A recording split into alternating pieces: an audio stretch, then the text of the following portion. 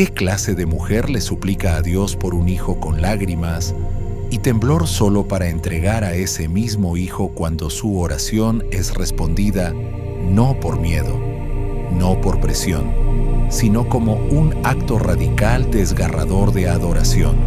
Esta es la historia de Ana, pero no la versión que escuchaste en la escuela dominical. Bajo la superficie del sacrificio silencioso de esta madre yace una verdad tan profunda, tan profética, que la mayoría pasa por alto por completo, porque no se trataba de cualquier niño. Era su único hijo, el milagro por el que lloró mientras otros la despreciaban, la promesa que esperó en medio del silencio y la vergüenza, y cuando Dios finalmente abrió su vientre, ella devolvió al niño a él. ¿Por qué? ¿Qué vio Ana que otros no vieron? ¿Qué clase de revelación podría llevar a una madre a ofrecer aquello que más anhelaba? ¿Fue un voto? ¿Fue destino? ¿O fue algo aún mayor, una transacción espiritual que daría a luz a un profeta y cambiaría el futuro de toda una nación?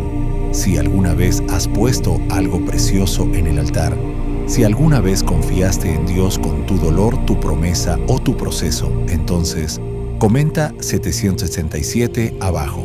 Que sea tu declaración digital de rendición, tu amén al legado de Ana, tu manera de decir, lo entiendo, yo lo he vivido y aún así confío en él. Y a cada uno de ustedes que han apoyado este mensaje con Super Thanks, gracias. No solo están dando, están sembrando en algo eterno. Ahora acompáñame a las montañas de Efraín. El templo aún no está construido. El sacerdocio está en transición y la oración de una mujer está a punto de encender un mover de Dios que resonará a través de las generaciones. Esto es más que una historia, es un plano divino. Comencemos. Verdad impactante, la razón increíble por la que Ana entregó a su hijo.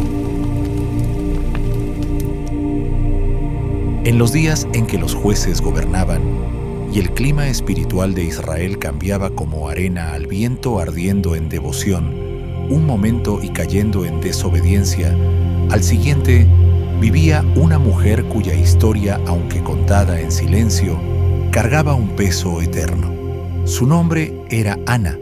Ella habitaba en la región montañosa de Efraín, donde las colinas abrazaban pequeños pueblos y los olivos susurraban antiguas oraciones. Allí junto a su esposo Elcaná, un hombre reconocido por su rectitud y devoción inquebrantable a Dios, Ana guardaba la casa, oraba en silencio y vivía con un dolor demasiado profundo para nombrar. Cada año, Elcaná viajaba con su familia al tabernáculo en Silo para adorar al Señor y ofrecer sacrificios tal como lo ordenaba la ley. Honraba la tradición, honraba a Dios, pero ni siquiera la rutina más sagrada podía borrar la herida en el corazón de Ana. Era estéril, y esa sola verdad la perseguía en cada paso de su vida. En una cultura donde la maternidad significaba honra, propósito y favor divino, una mujer sin hijos era tratada como invisible. Ser estéril era ser marcada, sellada por el silencio, donde debía haber risas, por el vacío, donde debía haber vida. Para Ana, no era solo una ausencia, era una herida que respiraba. Y si fueras sana, ¿podrías vivir con la sensación de carecer de algo esencial? Algo que nadie más podía ver excepto tú.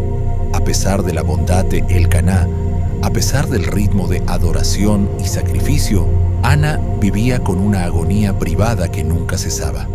Pero lo que hacía aún más pesado su dolor era esto. Elcaná tenía otra esposa, Penina, y Penina tenía lo que Ana anhelaba desesperadamente. Su vientre era fértil, su casa estaba llena, su vida, al menos en apariencia, estaba completa. Tenía hijos que se aferraban a sus faldas, que llenaban su hogar con gritos y risas, que le daban el estatus social que Ana carecía.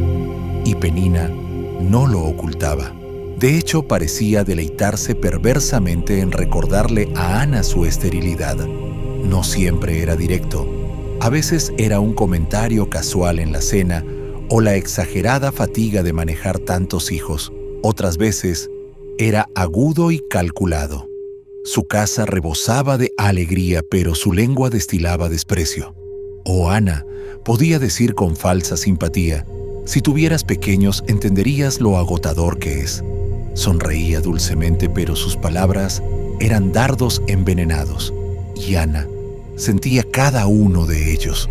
La puedes imaginar en ese momento, sentada en la mesa familiar, rodeada de un ruido que debería haber sido suyo, obligada a sonreír mientras su alma se hacía pedazos en silencio, pero Ana no contraatacó, no devolvió insulto por insulto, no porque no sintiera la ira, sino porque sabía que el verdadero enemigo no era Penina.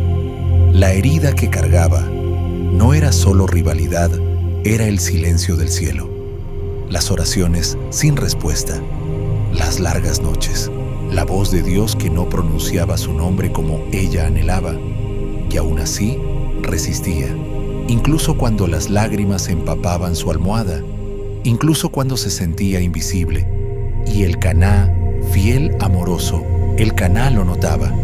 Veía a su esposa llorar sin palabras, observaba cómo se perdía en medio de las reuniones familiares, cómo a veces se quedaba mirando a la nada demasiado tiempo. Intentó consolarla. Una tarde, con ternura en la voz y dolor en los ojos, le preguntó a Ana, ¿por qué lloras? ¿Por qué no comes? ¿Acaso no soy yo para ti mejor que 10 hijos? Sus palabras estaban llenas de afecto, pero no tocaban el núcleo de su angustia, porque el Caná no era el problema. El dolor de Ana no se trataba de comparar amores, era un retraso divino que no podía explicar. Había algo sagrado en su interior, intentando nacer algo que nadie más podía entender. ¿Alguna vez has amado profundamente, pero aún así te has sentido completamente solo en tu batalla? Cada día para Ana era una guerra silenciosa. Dentro de su propio hogar soportaba 1000 pequeñas heridas. Las burlas de Penina a menudo eran sutiles, disfrazadas de charla doméstica. Pero cada palabra, cada mueca, cada tono despectivo se clavaba en el corazón de Ana. A veces ni siquiera necesitaba palabras, bastaba con ver a Penina peinando a una hija o riendo con sus hijos en el patio. Esas escenas eran el tormento de Ana, alegría que no era suya, recuerdos que jamás había tenido. Y aún así, no decía nada, ni una sola represalia, no porque fuera débil, sino porque estaba luchando en otro campo de batalla.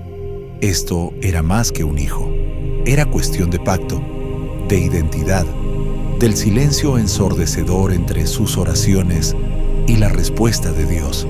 Así que buscó refugio de la única manera que sabía hacia adentro, en sus pensamientos, en su fe callada, en su obstinada creencia de que el Dios de Israel todavía la escuchaba incluso cuando el cielo parecía cerrado. No gritaba, no protestaba, simplemente cargaba su peso como alguien que aún creía que podía ser levantado. Su silencio no era rendición, era preparación. ¿Alguna vez has estado en ese tipo de silencio donde nadie oye tu dolor más que Dios? La ironía era amarga. Su nombre, Ana, significaba gracia, pero su vida no parecía gracia. Parecía retraso, parecía rechazo, parecía ser pasada por alto, y sin embargo resistía, incluso mientras Penina exhibía sus bendiciones, incluso mientras el Caná trataba de ser su consuelo, incluso mientras su alma se cansaba. No se volvió amarga, no maldijo al Señor, esperó, lloró, creyó, porque de algún modo, incluso en la agonía, sentía que algo sagrado se estaba escribiendo, no a pesar del dolor, sino a través de él. Ese año, como todos los años anteriores, Ana se levantó junto a Elcaná y su casa para emprender el viaje a Silo, la morada sagrada donde estaba el tabernáculo del Señor, el lugar donde generaciones habían llevado sus ofrendas y votos. El camino a Silo le era familiar, pero esta vez el espíritu de Ana no lo era. Algo había cambiado en su interior. Su angustia, largamente enterrada bajo años de silencio y resistencia, había llegado a un punto de ebullición. Cada insulto susurrado de Penina, cada mirada altiva durante una comida compartida, había sido guardado en los pliegues de su corazón. Ahora, todo ese peso era demasiado para soportarlo. Al llegar al tabernáculo, la familia comenzó sus preparativos habituales.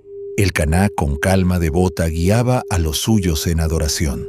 Penina, rodeada de sus hijos, caminaba con el orgullo visible de quien sabía que estaba bendecida. Pero Ana, esta vez, no pudo quedarse entre ellos.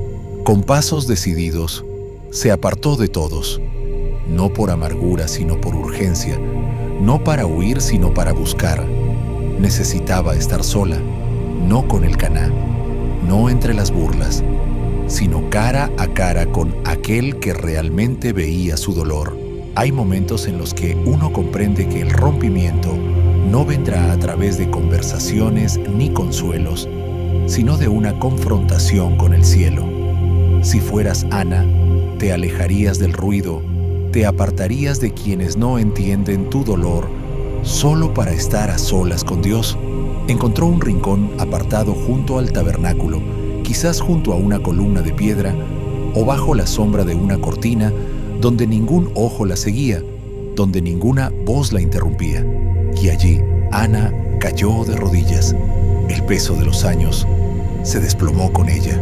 Sus lágrimas corrieron libres como lluvia que irrumpe tras las grietas de una presa demasiado tiempo contenida. Pero no gritó, no levantó la voz al cielo. Sus labios se movían, pero ningún sonido salía. La oración era silenciosa, pero la desesperación que la sostenía era atronadora. Y entonces, en ese silencio santo, hizo algo que nunca había hecho antes. Hizo un voto. Señor Todopoderoso, susurró temblando, si te dignas mirar la aflicción de tu sierva, y te acuerdas de mí, y no te olvidas de tu sierva, sino que le das un hijo varón, yo lo dedicaré al Señor todos los días de su vida.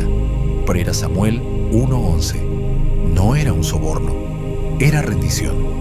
No ofrecía a su hijo como intercambio, sino como acto de confianza. Si Dios le daba un niño, no se aferraría a él. Lo entregaría, lo consagraría. Aún lo que más anhelaba pertenecería a Dios, si tan solo el cielo respondía. ¿Te atreverías tú a entregar el mismo milagro por el que has esperado toda tu vida? En ese momento, Elí, el sacerdote que estaba sentado a la entrada del tabernáculo, la notó. Su cuerpo se mecían con la emoción. Sus labios se movían sin sonido. Su rostro estaba empapado de lágrimas. Para el observador casual, parecía enferma, incluso inestable. Elí, malinterpretando lo que veía, se levantó y se acercó. Sus palabras fueron firmes, incluso duras. ¿Hasta cuándo estarás ebria? Deja ya el vino. Le reprendió sin comprender la profundidad de su agonía. Pero incluso allí, Ana respondió, no con ofensa, sino con humildad. Entre lágrimas levantó sus ojos y explicó suavemente: No, mi señor, soy una mujer atribulada de espíritu. No he bebido vino ni licor. Estaba derramando mi alma delante del Señor. No era vino, era adoración. Y en ese instante, algo cambió. La postura de Elí se suavizó. El sacerdote vio ahora lo que el cielo ya sabía. Esa mujer no estaba loca, estaba conmovida. No estaba ebria, estaba desesperada. Entonces Elí, con compasión en la voz, la bendijo: Vete en paz, y que el Dios de Israel te conceda lo que le has pedido. Esas palabras no fueron cortesía, fueron profecía. Atravesaron la desesperación como un rayo de sol rompiendo densas nubes. Se asentaron en el corazón de Ana como semillas en tierra fértil, y algo en su interior cambió. Se levantó, se limpió el rostro, y aunque aún no sostenía la respuesta en sus brazos, la paz había venido a habitar en su corazón. Por fuera, nada había cambiado, pero por dentro, todo era distinto. Imagina terminar tu oración no con evidencia, sino con la quieta certeza de que el cielo ya ha escuchado. Ese fue el punto de inflexión de Ana, y los cielos ya no estaban en silencio. Después de aquel día en el tabernáculo, después del voto silencioso de la oración, empapada en lágrimas de la bendición de Elí, algo inexplicable se encendió dentro de Ana. Por fuera, nada había cambiado. Regresó a la misma casa con las mismas habitaciones que resonaban con los hijos de Penina. Siguió viviendo bajo el mismo techo que su rival, quien seguramente no tardó en reanudar sus provocaciones.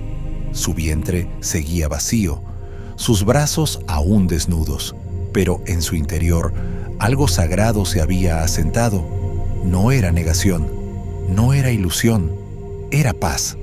Una calma profunda enraizada que desafiaba la lógica, como si Dios le hubiera susurrado suavemente una promesa y la hubiera sembrado en su espíritu, como una semilla silenciosa invisible, pero viva. Y aunque nada había brotado todavía, Ana caminaba ahora como si la cosecha ya estuviera en camino. Ya no cargaba el peso de oraciones sin respuesta, sino el resplandor de un cumplimiento aún no visto. Día tras día el tiempo pasó sin apresurarse ni detenerse. La vida siguió, pero Ana ya no era la misma mujer. Sus gestos tenían un nuevo ritmo. Su silencio llevaba fuerza. Sus ojos ya no buscaban compasión, sino que parecían fijos en algo que los demás no podían ver. El canal lo notó. Aunque no podía nombrarlo, lo sabía. La tristeza ya no la devoraba. Sonreía con más facilidad. Lloraba menos. La mujer que antes se encorvaba bajo el dolor ahora se erguía, caminaba más despacio como saboreando una paz que solo el cielo podía dar. Incluso las pullas de Penina, afiladas y constantes, comenzaron a perder fuerza. Seguían viniendo, pero ya no alcanzaban su blanco. Como flechas lanzadas contra un muro de cristal, sus palabras perdían poder. ¿Qué se siente cuando el enemigo sigue atacando pero ya no sangras? Eso mismo le ocurrió a Ana, aunque nadie podía verlo excepto ella y Dios, que había escuchado su clamor. Su batalla había cambiado de reino y ella había vencido. Y entonces algo comenzó a moverse. Al principio fue leve, un instante aquí, un estremecimiento allá, sutilezas, una quietud extraña en su cuerpo, una sensación desconocida. Quizá posaba la mano sobre su vientre sin saber por qué. Su corazón empezó a latir más rápido, como si intentara seguir el ritmo de un milagro. Y luego vino la confirmación. Lo supo, estaba embarazada. Lo que había pedido en susurros y lágrimas, el clamor que había derramado ante el altar, ahora crecía en su interior. El silencio había sido roto, el voto había sido recibido. El cielo se había abierto. ¿Puedes imaginar lo que sintió en ese momento? Tener en su propio cuerpo la prueba de lo que antes solo sostenía en oración. Todo cobraba sentido ahora. La bendición de Elí, la paz que cayó como rocío tras la oración, la certeza inexplicable. Todo era real, siempre lo había sido, pero ahora lo invisible se había hecho tangible. Y sin embargo, Ana no vio esto como una victoria personal. Entendía el peso de lo que cargaba. No era solo un hijo, era una promesa, una señal, un testimonio. Cada día de su embarazo, mientras sentía el aleteo y el movimiento de la vida dentro de ella, sabía este milagro no era solo suyo, pertenecía a Israel. Estaba consagrado desde la concepción, apartado, destinado a algo mayor. Y cuando llegó el día, quizás sin fanfarrias, en una mañana ordinaria en Efraín, Samuel nació. Un niño como cualquier otro a los ojos del mundo. Pequeño, frágil, envuelto en los brazos de una madre que antes había llorado sin consuelo. Pero para Ana, su nacimiento fue trueno en el espíritu. Su rostro delicado y nuevo llevaba las huellas de la fidelidad divina. Cada pestaña, cada respiro, era evidencia de que Dios escucha. Eso significaba su nombre, oído por Dios. Ella había clamado y Dios había respondido. Había esperado y Dios no la había olvidado. Samuel era más que un hijo, era una profecía hecha carne, un recordatorio viviente de que el cielo responde al clamor de los quebrantados. Y mientras lo sostenía, mientras observaba subir y bajar su pequeño pecho, Ana sabía su vida ya no le pertenecía solo a ella, se había entrelazado con algo eterno. Los primeros meses con Samuel fueron como pisar tierra sagrada, un espacio santo, un entre donde el gozo y la reverencia se entretejían con cada respiro. Ana lo sostenía cerca aspirando el aroma de milagro y leche, acariciando con sus dedos la diminuta frente de un niño cuya mera existencia desafiaba años de silencio sin respuesta. Y sin embargo, con cada balbuceo, con cada suspiro suave mientras dormía en sus brazos, un dolor silencioso palpitaba bajo la superficie. Porque Ana recordaba, había hecho un voto, no en la comodidad, sino en la angustia, no como trueque, sino como rendición. Samuel era suyo, pero no del todo. Pertenecía al Dios que había abierto su vientre en respuesta a aquella promesa pronunciada en el tabernáculo de lágrimas, y aunque había recibido su milagro con brazos abiertos, también sabía que tendría que soltarlo con manos abiertas. Cada sonrisa de Samuel, cada sonido que escapaba de su cuna, era como un hilo tirando de su alma, no con arrepentimiento, sino con el peso de lo prometido. ¿Alguna vez has amado algo tan profundamente sabiendo que tu tiempo con ello era solo temporal? Aún así, Ana se negó a permitir que la tristeza envenenara su alegría. No se permitió llorar antes de tiempo. Al contrario, abrazó cada momento como si fuera santo. Acunaba a Samuel en sus brazos, susurrándole oraciones antiguas, mientras él dormía dejando que sus lágrimas empaparan la manta, no de tristeza, sino de asombro. El Señor da y el Señor recibe, quizás murmuraba. Bendito sea el nombre del Señor.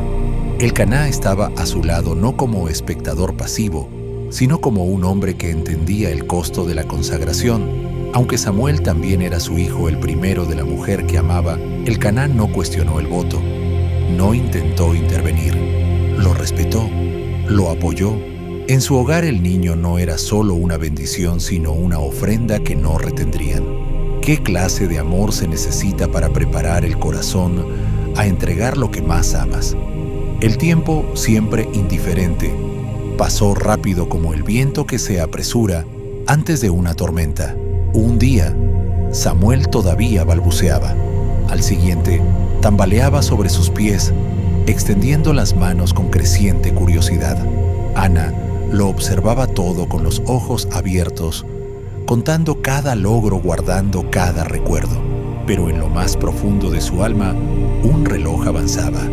Cuanto más crecía Samuel en libertad, más cerca estaba el momento de cumplir su promesa a Dios. No se apresuró. Esperó hasta que él fuera lo bastante fuerte para ser destetado, lo bastante grande para vivir sin su constante presencia.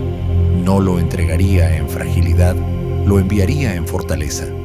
No porque doliera menos, sino porque creía aún más en lo que aquello significaba. Y sí, el dolor seguía allí, como una sombra que la acompañaba, incluso en los días más luminosos. Se cernía detrás de cada risa, de cada canción de cuna.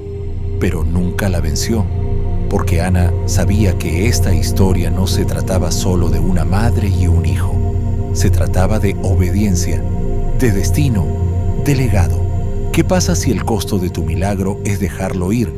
Y así se preparó no para perder a un hijo, sino para cumplir un voto, para llevar a un niño al templo no como un adiós, sino como un acto de adoración.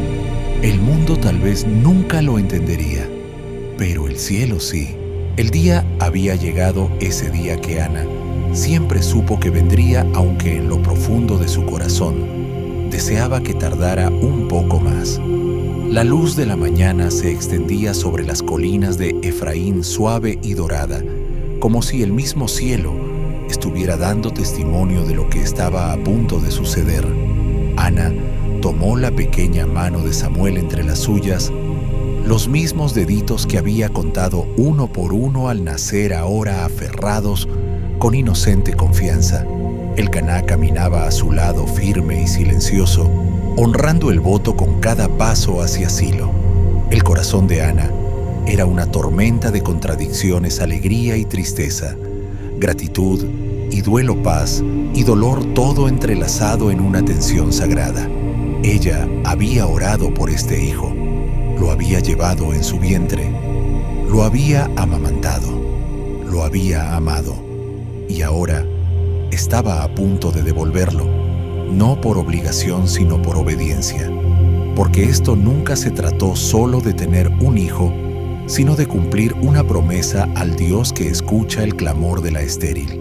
¿Podrías tú comprender lo que significa caminar hacia el cumplimiento de un voto a Dios mientras aún sostienes en tus manos aquello que un día imploraste al cielo que te diera? Al llegar al tabernáculo en Silo, los rostros familiares y los aromas conocidos los recibieron las grandes cortinas, ondeando con la brisa el incienso, elevándose como memoria viva el murmullo solemne de la adoración. Pero para Ana, esta vez todo era diferente.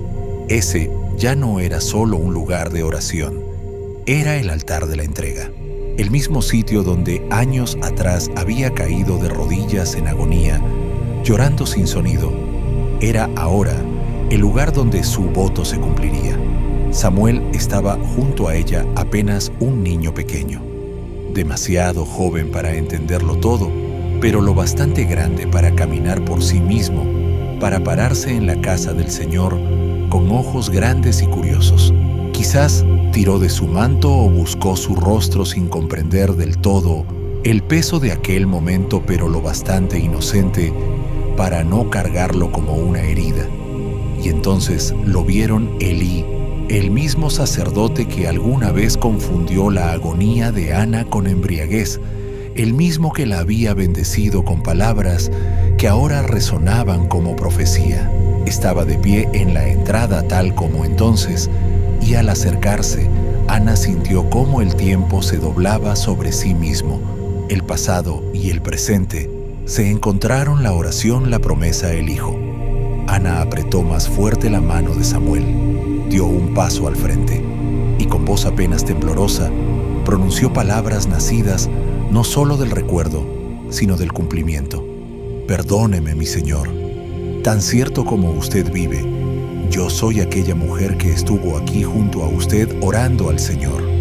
Oraba por este niño y el Señor me concedió lo que le pedí. Por eso ahora yo lo entrego al Señor. Por todos los días de su vida será del Señor. 1 Samuel 1, 26, 22. No estaba simplemente contando una historia, estaba proclamando un testimonio.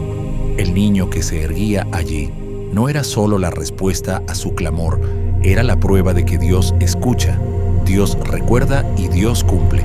Elí miró a Ana, luego a Samuel y de nuevo a ella. El peso del momento se hizo palpable entre los tres. Sin ceremonia, sin palabras adornadas, asintió. Un gesto simple pero cargado de lo sagrado. Samuel estaba ahora bajo el cuidado del sacerdote, dedicado al servicio del Señor todos los días de su vida. El voto estaba cumplido, y Ana, aunque sus brazos quedarían más vacíos, se marchó con algo más grande de lo que entregaba. Su vientre había sido estéril, pero ahora su legado resonaría por generaciones. Su obediencia había desatado lo divino. ¿Cómo te sentirías al soltar tu mayor gozo y marcharte en paz? Ana lo hizo. Había hecho un voto a Dios y ahora lo había cumplido. Su corazón estaba lleno, sus manos estaban abiertas y el cielo ya no estaba en silencio. Before Hannah's footsteps faded from Shiloh's courts, her song still lingered in the air, woven into the fabric of the sanctuary, stitched into the silence like incense rising toward heaven. It was more than melody. It was prophecy. Her voice had carved truth into the atmosphere. The barren would bear, the proud would fall, and the Lord himself would guard the feet of his faithful ones. And though Hannah returned to Ephraim, her worship remained at the altar. Every thread she wove in her loom, every meal she prepared, every quiet prayer before sleep carried echoes of that vow. When the seasons turned, and it came time for her family's yearly pilgrimage, she did not come empty-handed. She carried with her a little robe stitched with devotion, soaked in tears, and love tailored not only for Samuel's growing frame, but for the destiny resting on his shoulders. Year after year, she brought a garment as if clothing her son with intercession. Each stitch whispered, "You are mine, but more you are his." And the Lord saw Hannah's faithfulness. He was not unjust to forget her surrender. Scripture tells us he visited her again, granting her more sons and daughters, 1 Samuel 2:21. The woman once mocked as barren became a mother of many, yet Samuel remained her first fruits, the offering she gave the seed that multiplied into legacy. Meanwhile, in Shiloh, Samuel's boyhood unfolded not in play, but in presence. His small hands learned to trim the lamps, to fold the garments, to carry the vessels of sacrifice. But even greater than ritual, he learned to listen, to linger, to recognize the holy hush that marked the dwelling place of God. The Ark of the Covenant, veiled and untouchable, cast its shadow over his childhood like a constant reminder, this is holy ground, and others could see it. Eli's failing eyes may have grown dim, but he was not blind to the glow of calling on the boy who served at his side. Visitors came and went, but Samuel remained steady, humble, marked. He was not loud, nor was he eager for recognition. But those who looked twice felt it. This child was different. Destiny was already shaping his steps, bending his path toward an encounter that would change Israel forever.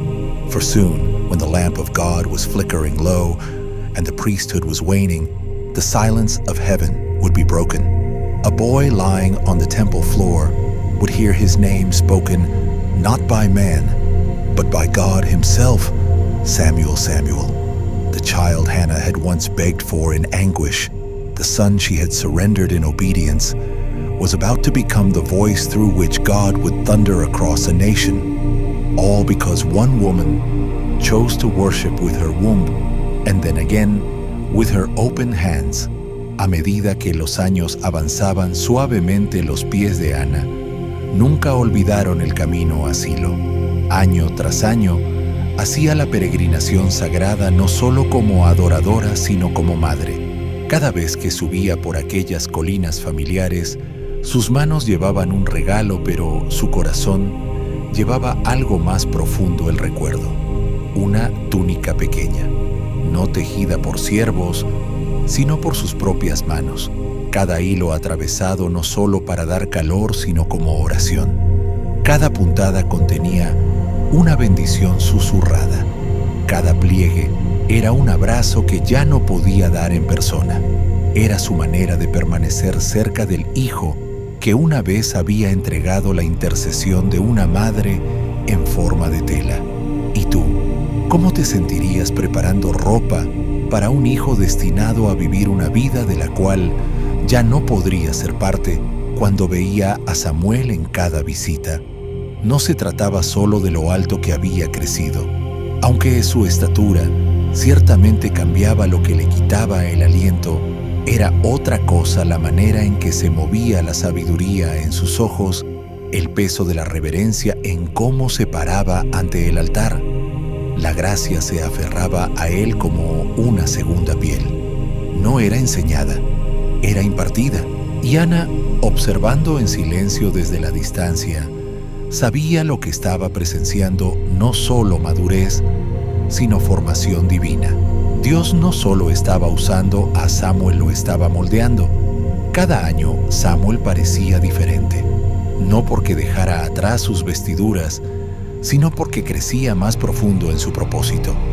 Los visitantes quizás notaban al niño que servía con dignidad, más allá de sus años, pero solo una madre podía percibir lo invisible, el toque del cielo, sobre el alma de su hijo.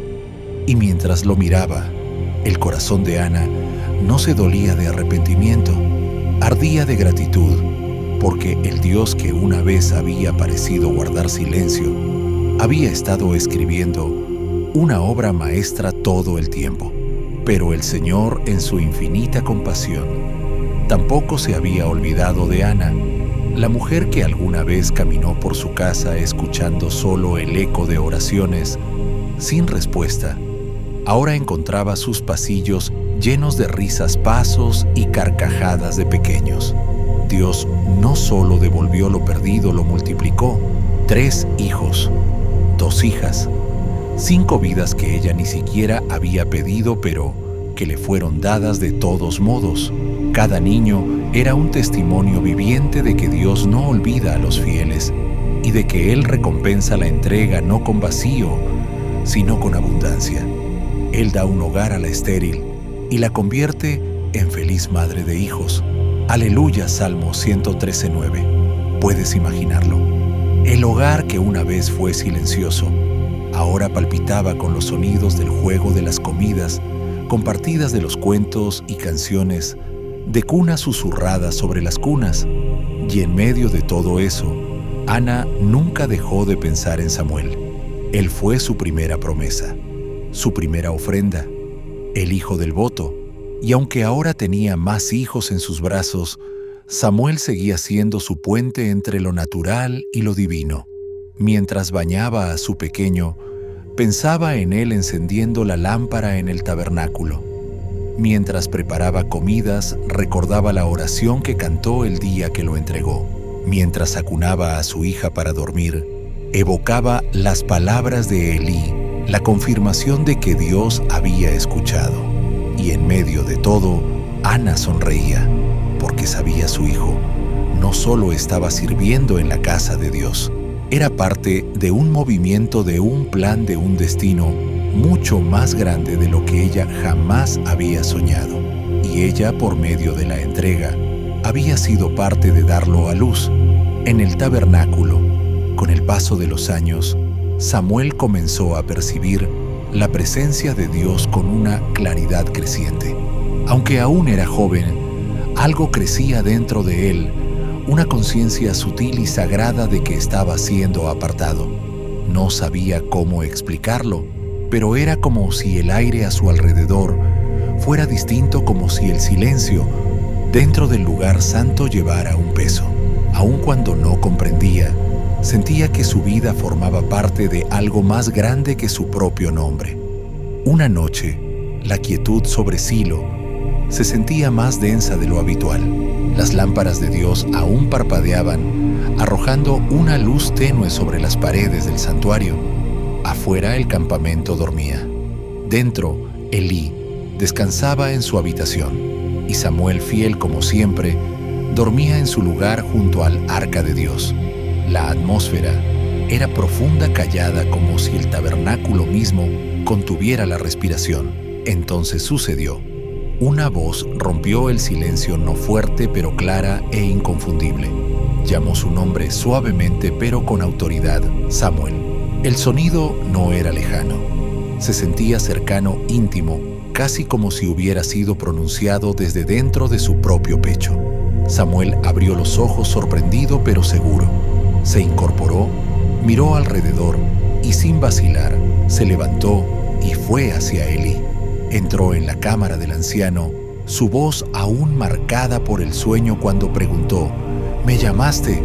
Pero Elí, sorprendido y sin saber nada, lo miró y respondió: «No, hijo mío, vuelve a acostarte. Samuel regresó a su estera confundido pero obediente.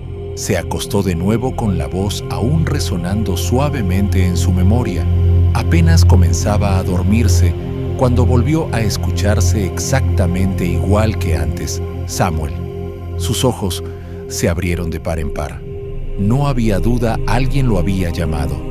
Una vez más, se levantó rápido sus pies recorriendo el suelo hacia la cámara de Elí. ¿Me llamaste?, preguntó de nuevo.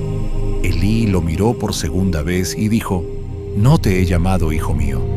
Vuelve a acostarte.